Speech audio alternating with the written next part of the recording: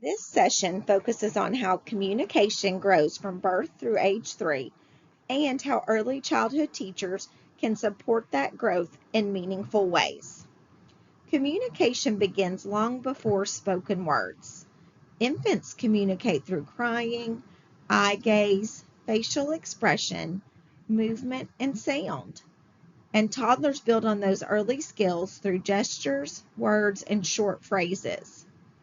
Because communication develops in relationships, early childhood educators play a major role in shaping children's experiences. The focus is on understanding development, using practical strategies to promote communication development, and recognizing when additional supports may be needed. Family partnerships and the role of speech-language pathologists are also included. The learning objectives of this session include participants should be able to identify major communication milestones from birth to age 3. You should also be able to explain the difference between receptive and expressive communication and why both need attention in the infant and toddler age groups, to learn practical strategies that can be used during everyday routines, to also review possible signs of communication delay and discuss appropriate next steps when concerns are observed, and to be able to explain and clarify the role of the speech-language pathologist in supporting infant and toddler communication development. It is also important that this session strengthens teachers' confidence in partnering with families around communication development.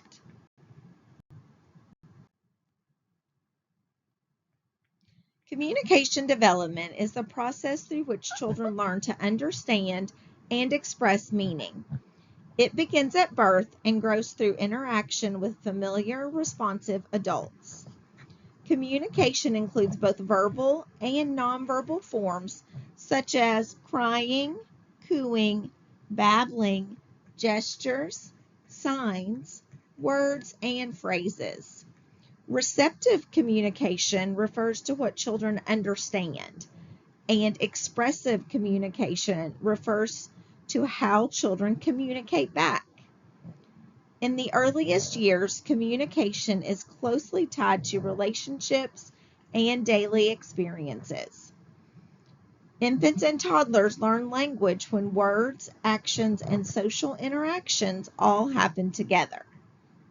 This is why communication support should happen throughout the day, not only during formal instruction. Understanding communication development in this broad way helps early childhood educators notice strengths, respond to early signals, and support growth more effectively. Communication is important because it affects relationships, behavior, learning, and participation. Through communication, infants and toddlers build trust with adults, express needs, and engage with others. Receptive language helps children understand routines, directions, and expectations. Expressive language helps them request, protest, comment, ask for help, and share their ideas. Communication also supports social-emotional development because children often become less frustrated when they can understand and be understood. In addition, communication is connected to cognitive growth because language helps children make sense of their world. Early communication skills also lay the foundation for later literacy, which includes vocabulary, listening, and comprehension. When teachers support communication development, they are supporting the whole child's development. Young children learn communication through repeated responsive interaction. When an infant cries, looks, reaches, vocalizes, or gestures, and an adult responds, the infant begins to learn that communication has meaning and power. These back and forth interactions are the foundation of early communication development. Secure relationships are especially important because children are more likely to communicate when they feel safe, connected, and understood. In infant and toddler settings, routines such as feeding, diapering, comforting, and playing are all relationship-based communication opportunities. Teachers do not need special materials to support communication opportunities. They need to be present, observant, and responsive. Communication skills grow when adults consistently notice what infants and toddlers are communicating and respond in ways that keep interactions occurring. Receptive communication is what a child understands, and expressive communication is how a child communicates. Receptive skills include responding to a name, understanding familiar words, following routines, or carrying out simple directions. Expressive skills may include crying, pointing, signing, vocalizing, using words, and combining words into short phrases. In the infant and toddler years, receptive language often develops before expressive language. Infants and toddlers may understand much more than they can say. That is why teachers should not judge communication only by spoken words. It's important to observe how the child responds to language and how the child communicates in all forms. Strong support includes both building understanding and expression across daily routines and in interactions. Pre-linguistic communication refers to communication that happens before conventional spoken words. This includes crying, cooing, smiling, eye contact, reaching, showing, pointing, babbling, and taking turns in social interaction. These early forms of communication are essential because they build the foundation for later language. For example, a toddler who points to a toy and looks at an adult is showing intentional communication. An infant who babbles and waits for a response is beginning to practice conversational turn-taking. Teachers should treat these early behaviors as meaningful and respond to them consistently. When adults do that, children learn that their actions affect others and that communication works to get needs and wants met. Pre-linguistic communication is not a lesser form of communication. It is the foundation of language development. During the first 3 months, communication is centered on regulation, connection, and responsiveness. Infants often react to sound by startling, calming, or quieting. They may show a preference for familiar voices and begin to settle when spoken to softly. Crying is the main form of expressive communication at this stage, and adults often begin to notice differences in cries for hunger, discomfort, or fatigue. Infants also begin making brief eye contact and watching faces closely during caregiving. Some infants begin making soft cooing sounds as early vocal play emerges. Teachers can support communication during this stage by talking gently, making eye contact, and responding consistently to infant cues. These first interactions help infants learn that communication happens within safe, responsive relationships. From 4 to 6 months, infants become more socially engaged and more aware of sounds and voices. They may turn toward familiar voices or interesting sounds in the environment. Vocalizations often increase and may include squeals, laughter, growls, and early babbling-like sounds. Infants at this stage often enjoy face-to-face interaction and begin participating in simple back-and-forth exchanges. Teachers can support this development by imitating infant sounds, smiling, pausing for turn taking, and talking during play and caregiving tasks. These interactions teach infants that communication is shared. Infants are also beginning to watch mouths, gestures, and facial expressions more closely. Responsive adult interaction remains the most important support during this developmental stage. Between 7 and 12 months, communication usually becomes more intentional. Many infants begin responding more consistently to their names and to familiar words heard in routines. Babbling becomes more varied and may sound more speech-like. Gestures also become more noticeable, including waving, reaching, lifting arms, showing objects, and eventually pointing. Shared attention grows during this stage, which means the child and adult focus on the same object or event together. This is a key skill for language development. Some children may begin using first words near the end of this developmental period. Teachers can support this stage by naming what the child is looking at, responding to babbling as if it is conversation, and using simple books, songs, and repeated phrases. From 12 to 18 months, children are often understand much more than they are able to say. They may recognize names of familiar people, objects, routines, and body parts. Many can follow one-step directions in familiar contexts. Expressively, they often begin using first words consistently, even if those words are not always clear. Gestures such as pointing, waving, and reaching remain important and are often used along with vocalizations or words.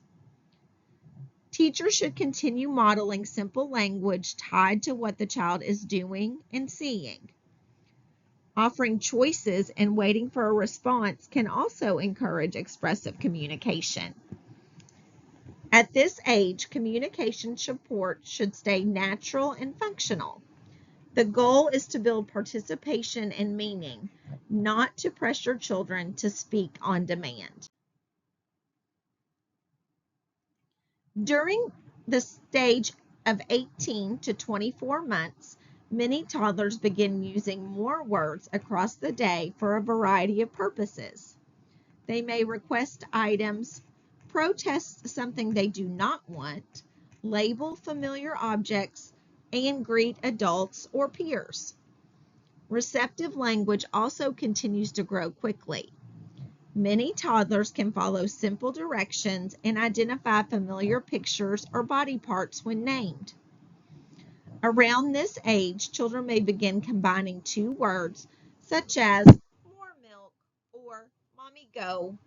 Teachers can support this growth by expanding on what children say. If a child says truck, the teacher might respond with, "Oh, that's a big truck," or "Oh, that's a blue truck." This helps children hear richer language without making the interaction feel like correction.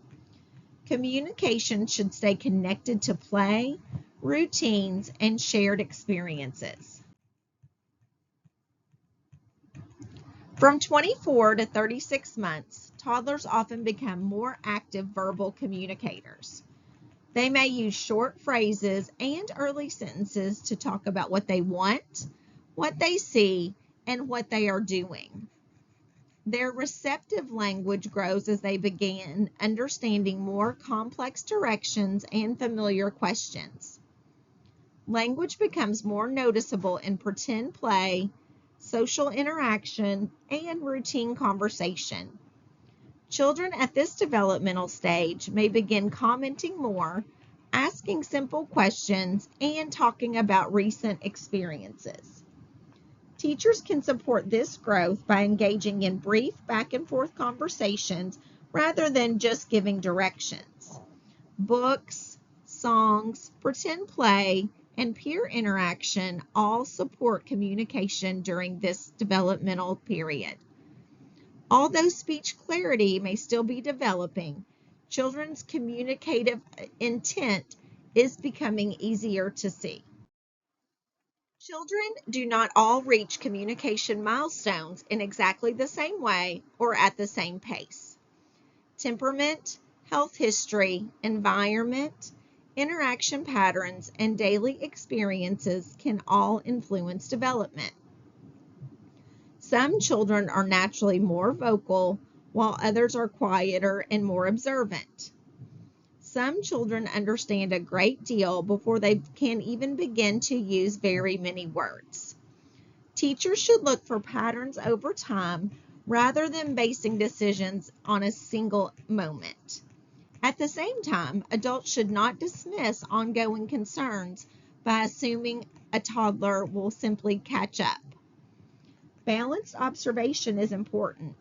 Teachers should note both the child's strengths and any patterns that suggest support may be needed. Developmental milestones are helpful guides, but they should be used thoughtfully and within context. When supporting dual language learners, it is important to view multilingual development as a strength rather than a problem. Children are capable of learning more than one language, and continued use of the home language supports identity, relationships, and overall development. Families should be encouraged to use the language that feels most natural and meaningful to them. Strong communication in the home language helps build a foundation for learning any additional languages. Teachers should avoid assuming that a child who uses fewer English words has a communication delay. Communication should be considered across all languages the child hears and uses. A child may know a concept in one language, but not yet in the other language.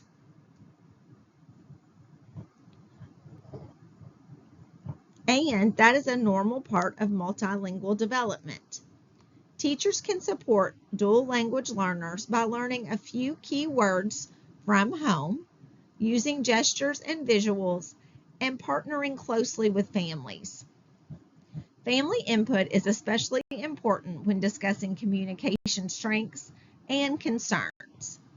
Respect for cultural and linguistic context is essential. Inclusive communication support means honoring the full communication system of the child. Communication and behavior are closely connected in infant and toddler settings.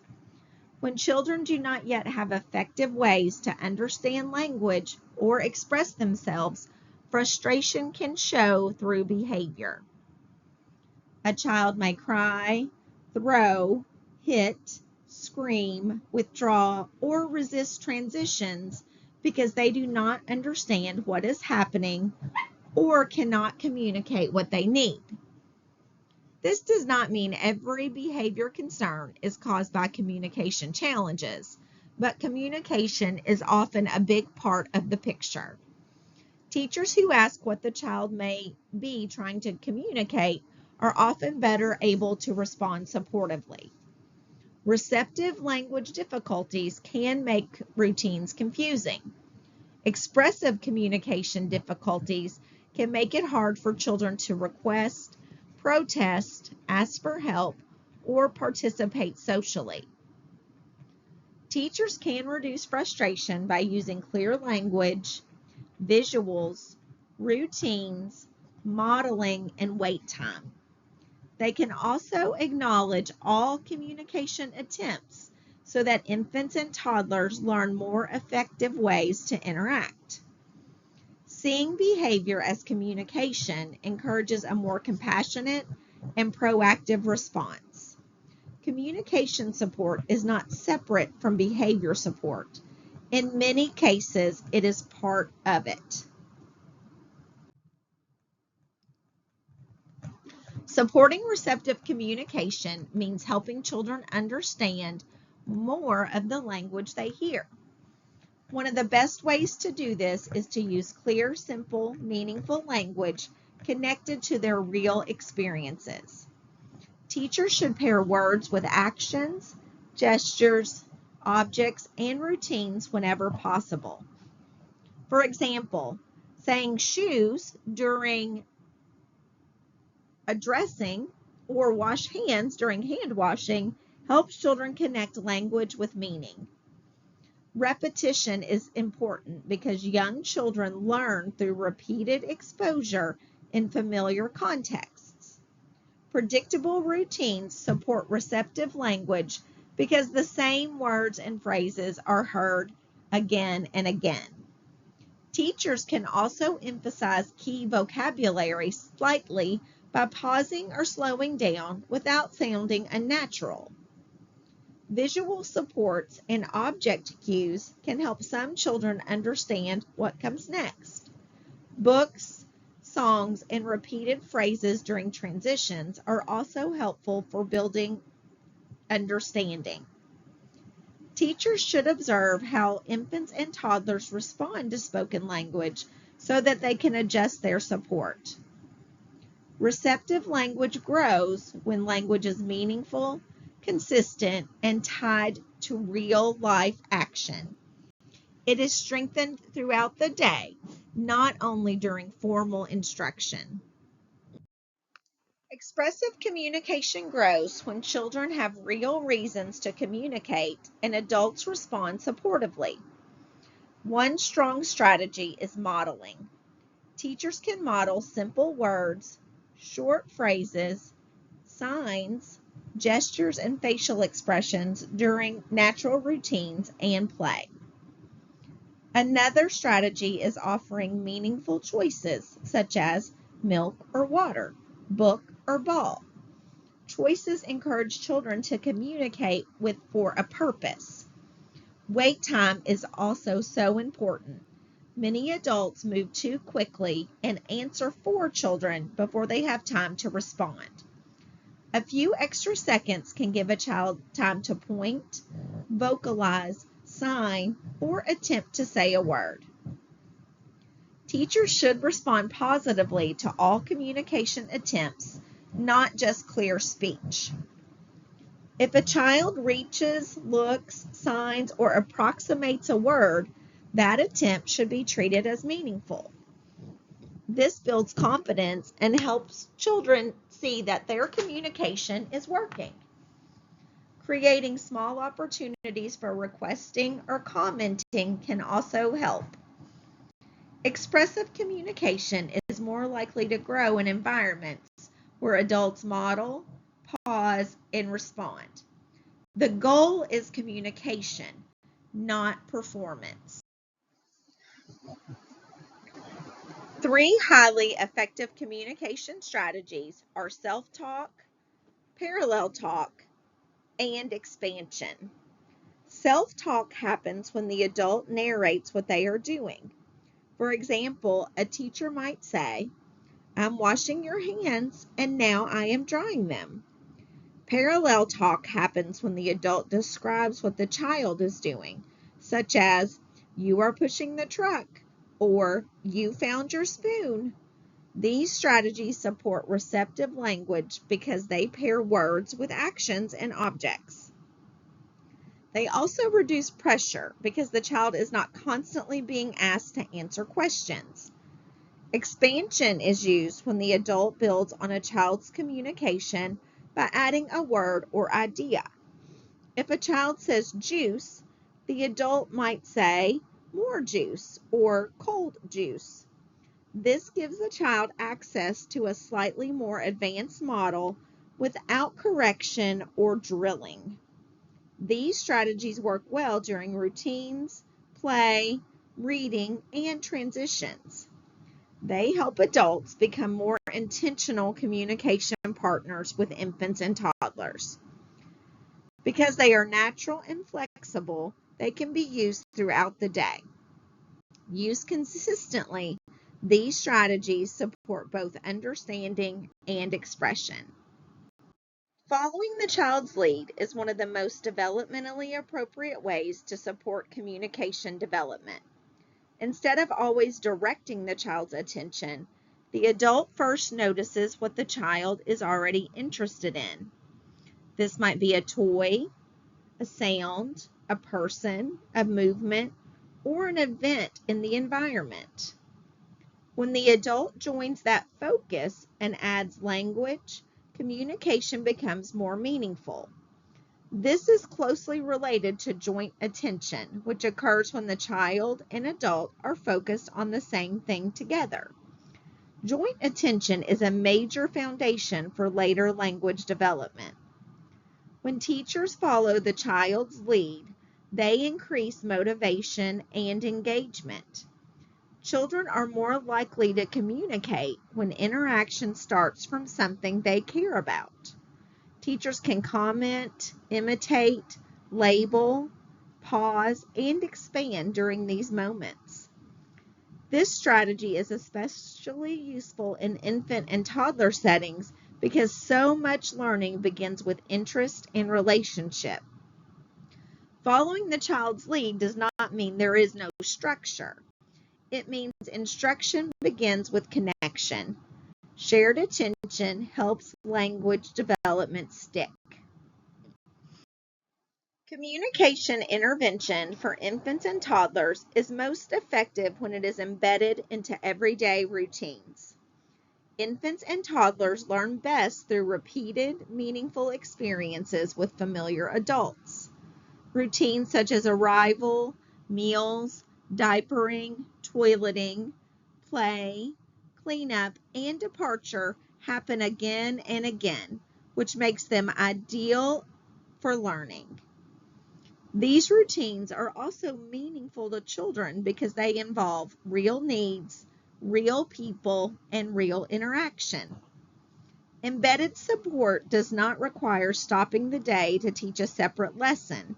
Instead, it means being intentional about how adults talk, wait, model, and respond during ordinary moments. This approach is developmentally appropriate because infant and toddler learning is rooted in relationships and routines. It also makes communication support more manageable for teachers. Rather than adding another task, adults build communication into everything they are already doing. Children are also more likely to use communication when it has a clear purpose, such as getting help, making a choice, or sharing attention. Embedded intervention supports generalization of skills because children practice skills where they naturally use them. Arrival, caregiving, and transitions offer strong communication opportunities because they happen every day and they follow familiar patterns.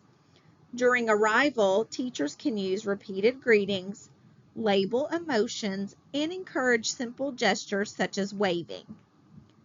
These routines help infants and toddlers understand what is happening and begin to participate socially. During diapering, dressing, and hand washing, adults can narrate the actions, label body parts or objects, and pause to invite participation. For example, a teacher might wait for a child to lift their feet or hand a wipe during diapering. This builds turn-taking and helps connect language to action. Transitions also support communication when adults use repeated phrases, visual cues, gestures, and songs. Simple language such as wash hands, clean up, or all done helps children understand what comes next. These routines are especially helpful for receptive language because they are predictable.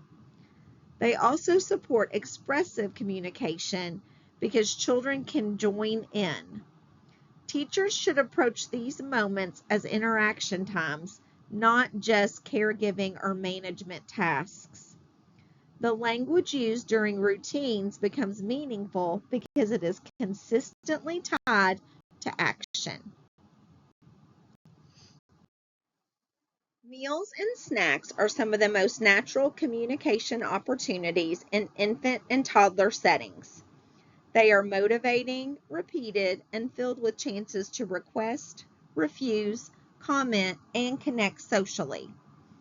Teachers can model simple, functional words such as more, drink, spoon, cup, eat, and all done. You can also offer choices between foods or utensils to encourage communication. An important strategy is pausing before giving a desired item.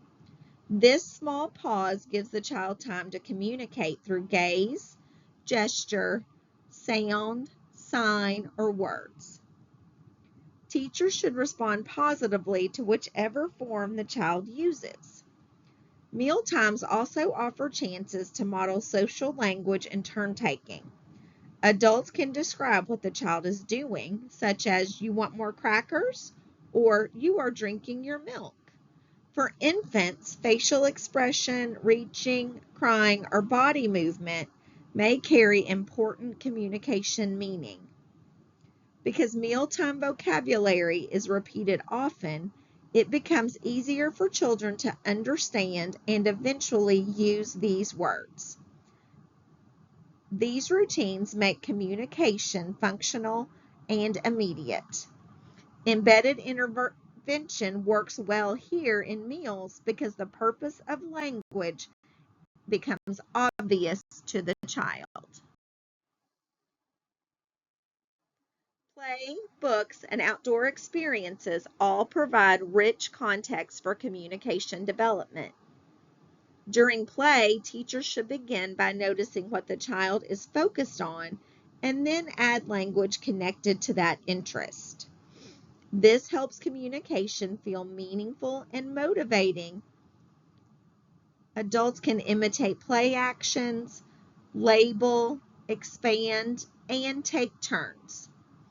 During book reading, teachers can point to pictures, use simple phrases, pause for participation, and connect the story to the child's life.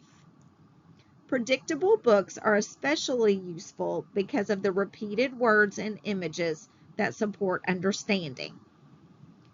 Outdoor time is another powerful setting because action words become very meaningful when paired with movement. Teachers can model words such as go, stop, up, down, jump, push, and swing. They can also create opportunities for requesting and social interaction through play materials and movement.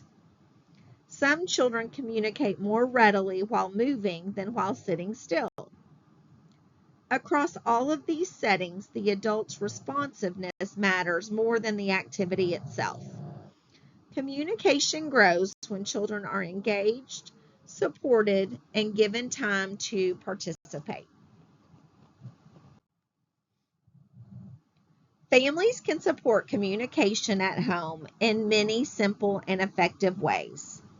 Mealtime and bath time, dressing, bedtime, play, reading, and household routines all provide natural opportunities for language.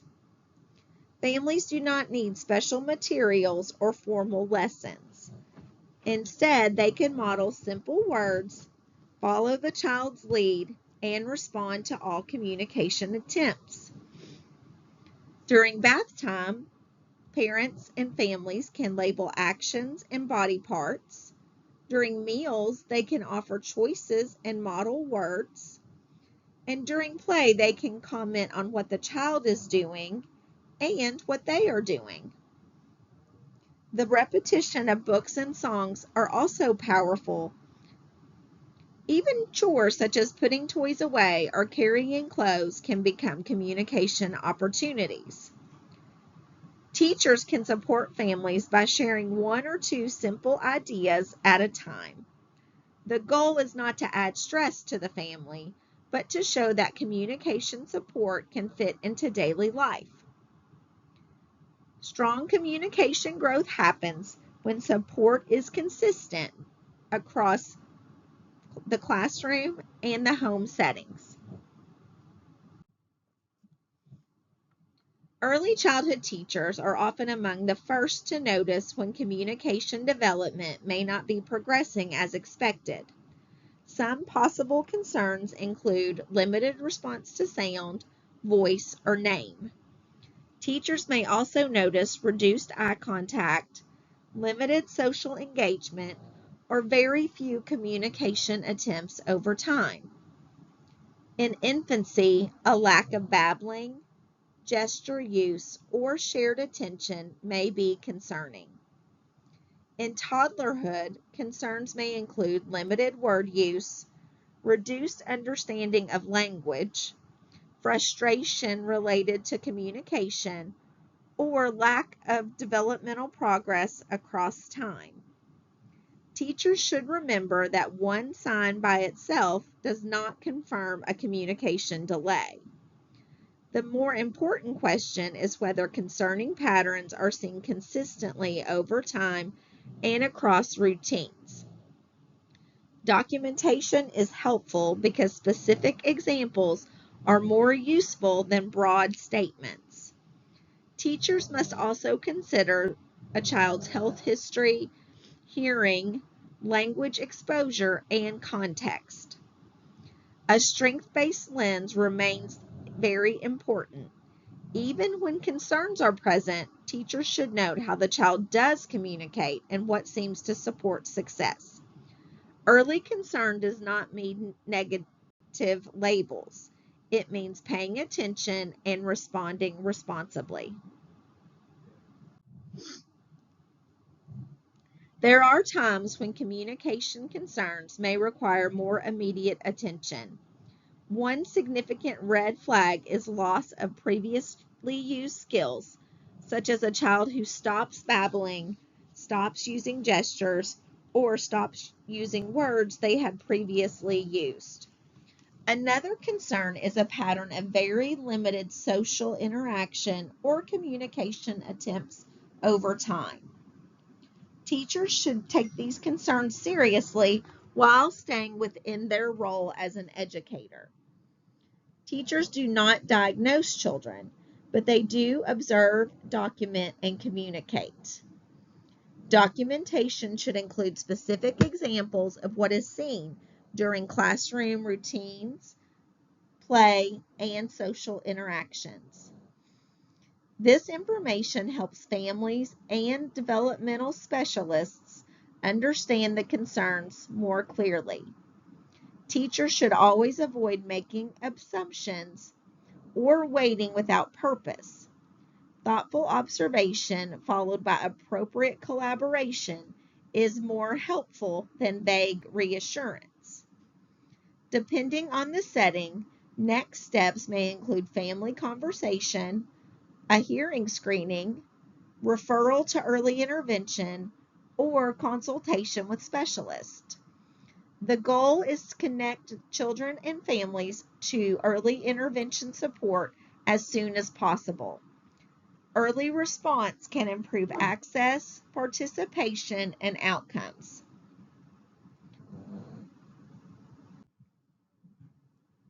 Speech-language pathologists play an important role in supporting infants and toddlers with communication needs. An SLP may assess receptive language, expressive language, speech sound development, social communication, and any related communication concerns. In some cases, speech-language pathologists may also address feeding or oral motor issues. The SLP brings specialized knowledge, but communication development does not only happen during isolated sessions. It happens across relationships and during daily routines. This is why collaboration with teachers, families, and specialists is critical. An SLP can help identify strengths explain areas of concern, and recommend practical strategies that the teachers and family can use in everyday settings. They may suggest modeling techniques, visual supports, expansions, or ways to support turn taking and language development. Their input can help teams understand whether communication is progressing typically or whether further intervention is needed. Teachers benefit when they understand the SLP as a collaborative partner rather than a separate service provider. Families benefit when recommendations are clear and functional. This best support happens when the expertise is combined with the daily life of the child in their natural environment. Teachers are essential partners when children receive support from specialists. Because teachers see children in everyday classroom routines, they often have valuable information about how the child communicates. This effective collaboration begins with sharing specific observations about meals, play, transitions, reading, outdoor time, and peer interaction. All of these details help specialists make recommendations that are practical and relevant to the child and family. Teachers can always apply suggested strategies consistently in the classroom. For example, the speech language pathologist may recommend using more wait time or a specific visual cue. Ongoing communication matters because progress may look different across settings and people. Teachers should share what seems to help, what is still difficult, and what changes in progress they notice over time. Collaboration works best when everyone is focused on the child's participation and success. It is not about one person fixing the issue alone. It is about a team using shared strategies in meaningful ways. When the adults communicate well with each other, the children experience more consistency in services. Family partnership is central to supporting infant and toddler communication development. Families know their child's preferences, routines, history, and communication styles in ways that are deeply valuable. Teachers should always approach communication with families respectfully and from a strength-based perspective. This means beginning with what the child already does well and what the family is doing to support the child's communication development. Teachers can share specific classroom observations that help the family understand the daily classroom interactions. They can also invite families to share what is seen at home because communication can look different in different environments.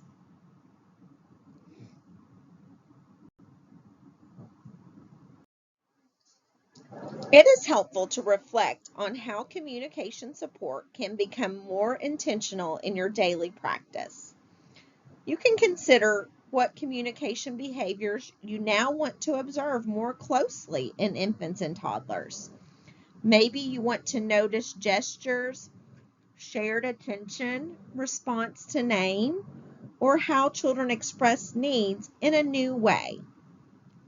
Think about one classroom routine that could become more communication rich with just some simple changes. Small shifts in how adults model language, wait, and respond can make meaningful difference. Communication development is strongest when teachers, families, and specialists work together. Supporting communication does not require constant talking or complicated materials. It should focus on responsiveness, consistency, and attention to meaningful daily moments. Remember, communication begins long before words and grows through relationships. Every infant and toddler deserves adults who notice, respond, and create opportunities to connect and communicate.